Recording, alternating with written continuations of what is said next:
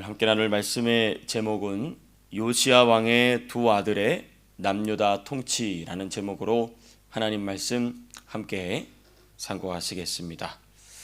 우리가 이렇게 오늘 본문을 읽으면서도 발견할 수 있고, 또 우리가 상당한 기간 동안 열왕기 상과 열왕기 하를 공부해 보다 보니까 이렇게 짧은 본문 안에 왕들이 금방금방 바뀐다는 것은 이제 그 나라의 힘이 쇠퇴하고 멸망으로 나아가고 있다는 것을 우리는 이제 직감적으로 알게 됩니다.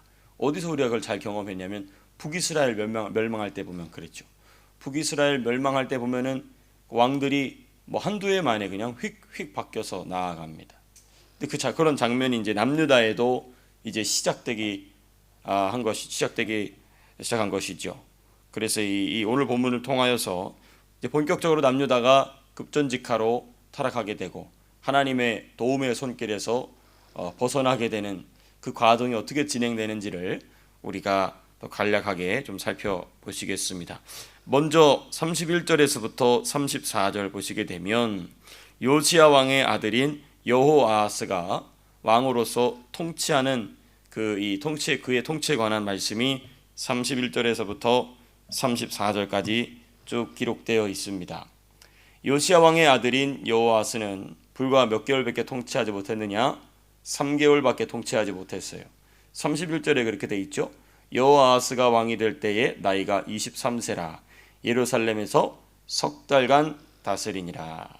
3개월 통치했어요. 예루살렘에서 자기 아버지가 이제 전쟁에서 전사했습니다. 그리고 왕이 되어서 예루살렘에서 통치한 지 겨우 3개월밖에 되지 못했다. 여러분, 그의 통치에서 주목할 점이 있습니다. 몇 가지 주목할 점이 한 두 가지 정도 있습니다. 먼저 32절 보시게 되면은 여호아스에 대한 그의 신앙에 대한 평가가 나와 있죠. 여호아스가 그의 조상들의 모든 행위대로 여호와 보시기에 악을 행했다. 이 말은 무엇을 의미합니까? 아버지 요시야 왕의 신앙을 조금도 본받지 않았다는 것입니다. 좀 여러분, 이게 좀 그렇지 않습니까? 조금 뭐 아버지보다 덜했더라 이러면 이해가 되잖아요, 그렇죠? 그런데 이거는 아예 아버지의 신앙은 눈꼽만치도 본받지 않았다는 것을 우린 여기서 발견하게 됩니다. 여러분, 국제 정세가 심각한 상황으로 치닫는 중에 우상 숭배를 선택했다. 어리석은 일이 아닐 수 없죠. 지금 우리 조금 뒤에 가서 보겠지만은 아수르 제국의 영향력이 점점 줄어드는 와중에 애굽과 바벨론이 강대해지고 있습니다. 이 아슬아슬한 국제 정세의 변화가 다가오고 있을 때 하나님을 의지해야 되는데, 하나님을 의지할 만하도록 선지자들이 그 당시에 있었는데 이 왕은 어리석게도 우상 숭배를 결정했다는 것입니다. 참으로 안타까운 일이 아닐 수 없죠. 결정적인 순간에 하나님을 선택하는 것이 아니라 자기의 방법을 선택하는 것과 똑같다는 것입니다. 자, 우리가 두 번째, 그의 통치에서 살펴봐야 할 두 번째 특징은 33절과 34절에 기록되어 있는 내용인데요. 단 한 문장으로 요약하면 이겁니다. 포로로 잡힌 여호아하스 왕입니다. 포로로 잡혔다. 33절 보시면 바로 느고는 이제 이 파라오의 이름이 느고라는 것이죠. 애굽 왕 바로 느고가 그를 하맛 땅 리블라에 가두어 예루살렘에서 왕이 되지 못하게 하고 또 그 나라로 은 100달란트와 금 1달란트를 벌금으로 내게 했다. 그리고 바로 느고가 요시야의 아들 엘리야김, 그러니까 여호아하스의 동생이죠. 이복 동생입니다. 그의 아버지 요시야를 대신하여 왕으로 삼고 그의 이름을 여호야김이라 하고 여호아하스는 애굽으로 잡아갔더니 그가 거기서 죽었다라고 말씀은 우리에게 가르쳐주고 있습니다. 애굽 왕 느고에게 사로잡혀 애굽으로 끌려갔다가 그곳에서 죽었어요. 불행한 인생 아닙니까? 그러니까 여기서 우리가 뭘 좀 보게 되냐면 이 아들도 잘못이지만은 사실 이 요시야의 마지막 결정이 좀 아쉽죠. 그 애굽 왕과 굳이 싸울 필요 없었는데 선지자에게 좀 물어보고 결정했으면 좋았을 텐데, 그렇죠? 그랬다가 자기 아들들, 이 성경은 자세하게 설명하지 않아요. 역대하도 자세하게 설명하지 않습니다. 그런데 추측컨대 이 여호아하스도 덤볐던 것 같아요. 그러니까 사로잡아가죠. 그렇습니다. 그래서 하나님의 뜻을 좀 알아보고 또 그렇게 결정했다면 이렇게 비참한 결과는 맞지 않았을 텐데 전혀 그렇게 하지 않았죠. 그랬다가 하나님의 뜻을 알아보지 않고 결정했다가 그렇게 대응했다가 참변을 당하게 됩니다. 이게 여호아하스라는 왕의 통치에 관한 아주 짤막한 기록입니다. 참 안타까운 일이 아닐 수 없죠. 자, 그 다음에 이제 우리가 살펴봐야 될 것은 34절, 23장 34절에서부터 24장 7절까지 기록되어 있는 여호야김의 통치입니다. 여호야김. 원래 이름은 뭐라고 되어 있냐면 엘리야김입니다. 엘리야김. 34절에 있는데 원래 이름은 엘리야김인데 바로 누고가 이름을 바꿔버립니다.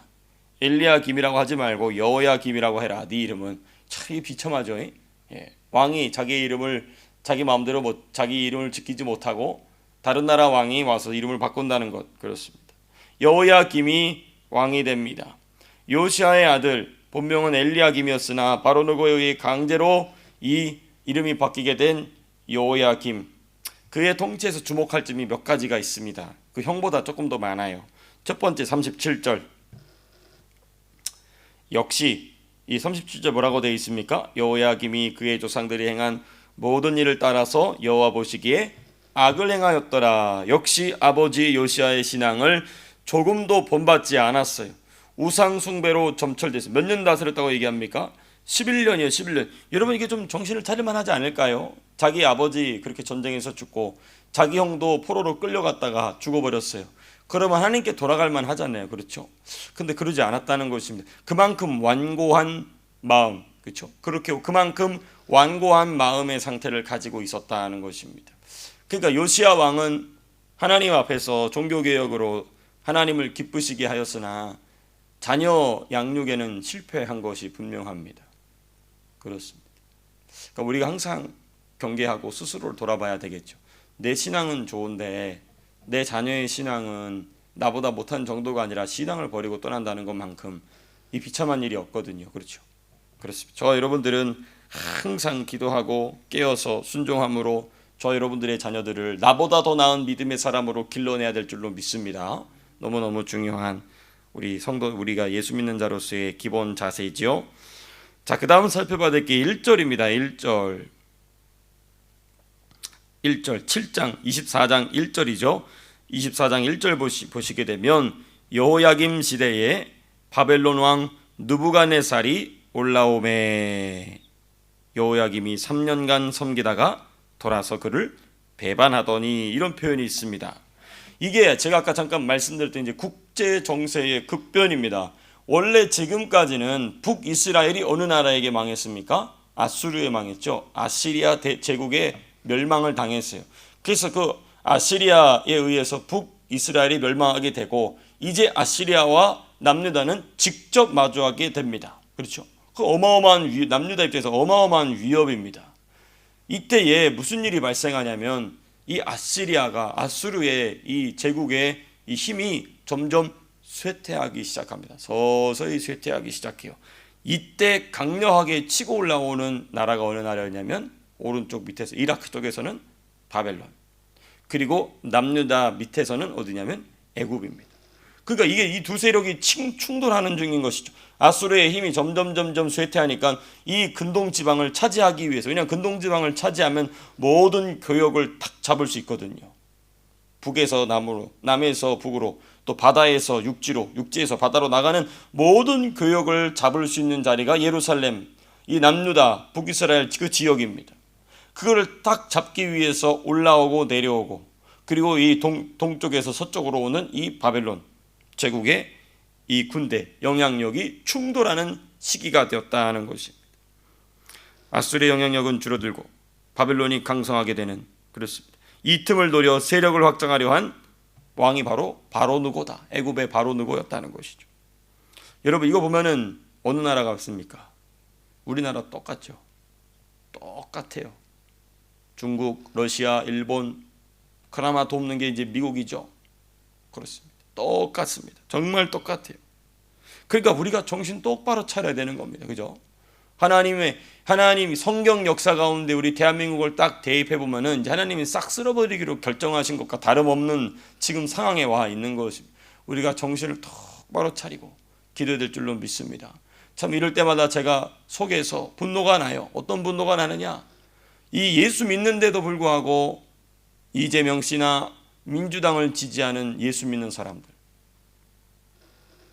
정말 답답합니다. 정말 어리석은 사람들이 아닐 수 없죠. 그렇습니다. 여러분, 이 왕이 3년 동안, 여호야김이 3년 동안 느부갓네살을 섬깁니다. 그러면 그냥 그대로 있어야 되는데 하나님께서 주신 계시나 하나님께서 주시는 말씀도 없이 바벨론 왕 느부갓네살을 배반해 버립니다. 그래서 이 왕도 어떻게 되냐면 역대하 36장 6절을 나중에 개인적으로 한번 보시면요, 이 역대하 36장 6절을 보게 되면 이 여호야김도 포로로 끌려가요. 형은 어디로 끌려가고 애굽으로 끌려가고 동생은 어디로 끌려가고 바벨론으로 끌려가다 바벨론에서 죽어요. 아유, 이 바보들아. 하나님을 의지하지. 그 당대에 정말 그 유명한 눈물의 선지자 예레미야가 있는 시대 아닙니까? 그렇죠. 근데 여호야김 괜히 바벨론 왕에게 덤볐다가 그래가지고 다 작살내버리고, 나라를 작살내버리고 자기는 바벨론으로 포로로 끌려갔다. 바벨론 죽습니다. 안타까운 일이 아닐 수 없죠. 그래서 이제 하나님께서 그러한 이유를 2절, 3절, 4절에 쭉 설명하시지 않습니까? 2절 보니까 여호와께서 그의 종 선지자들을 통하여 하신 말씀과 같이, 그렇죠? 선지자를 통하여 계속 말씀하셨다는 거예요. 근데 그거를 무시했다. 또 3절 보니까 이 일이 유다의 임함은 곧 여호와의 말씀대로 그들을 자기 앞에서 물리치고자 하심이니 이는 므낫세에 지은 모든 죄 때문이며 또 그가 무죄한 자의 피를 흘려 그 피가 예루살렘에 가득하게 하였습니다.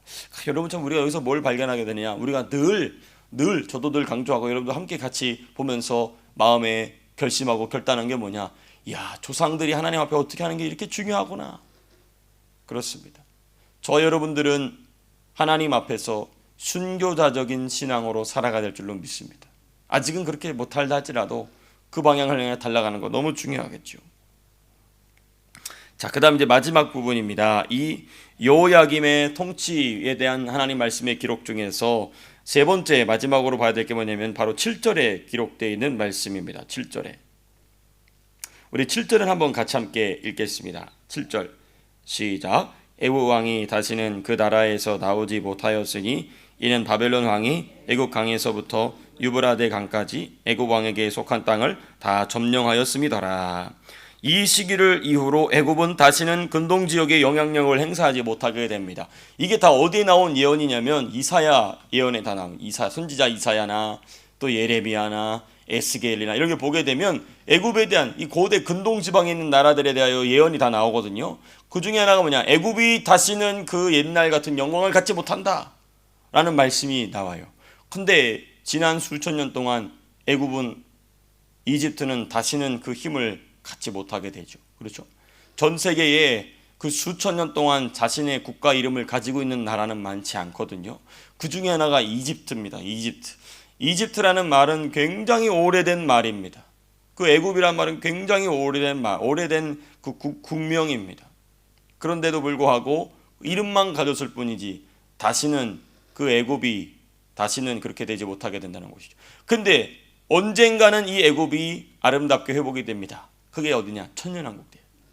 그 예언이 다 이사야서, 예레미야, 에스겔 다 나옵니다. 그때 애굽 사람들이 하나님의 자녀로서 회복하게 된다.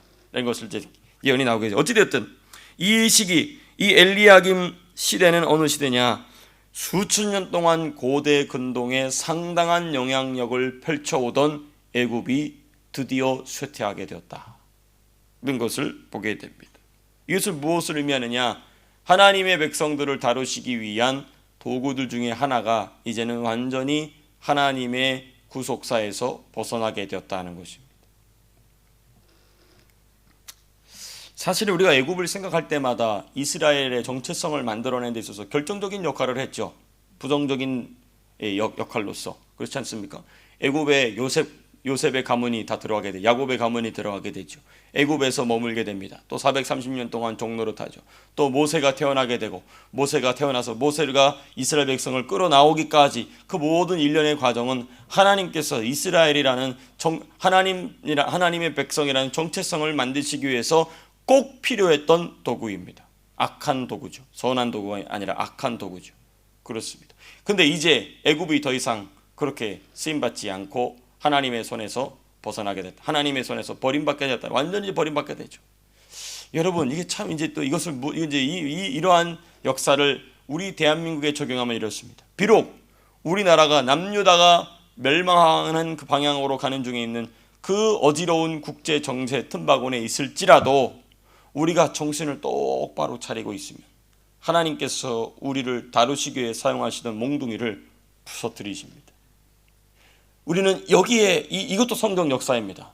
우리는 이러한 하나님의 말씀의 역사, 성경의 역사를 붙잡고 기도해야 될 줄로 믿습니다.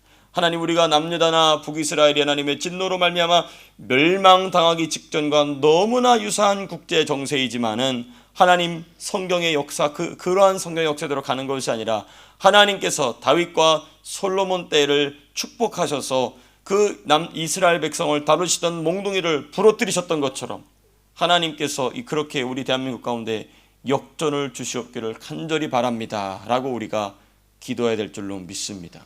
우리가 이 애굽의 쇠퇴를 보면서 이 부분 붙잡고 우리가 또 나라와 민족을 위한 기도의 제목을 다시 새겨봤습니다. 말씀을 맺도록 하겠습니다. 요시야 왕의 두 아들의 남유다 통치를 통하여서 우리는 죄악의 문제가, 조상들의 죄악의 문제가 이토록 큰 원인을, 큰 이 결과를 만들어내는 것을 보게 되었고, 나의 신앙의 모습이 어떠한지를 보게 되고, 또 나아가서는 우리가 나라와 민족을 위해 어떻게 기도해야 될지를 새기는 귀한 시간 되었습니다. 오늘 하루의 삶이 이 말씀 위에 서서 나와 나의 자녀들, 그리고 우리의 조국 대한민국을 위해서 기도하는 마음으로 하루를 주님과 동행하게 되시기를 주님의 이름으로 축복합니다. 제 기도하고 마치겠습니다.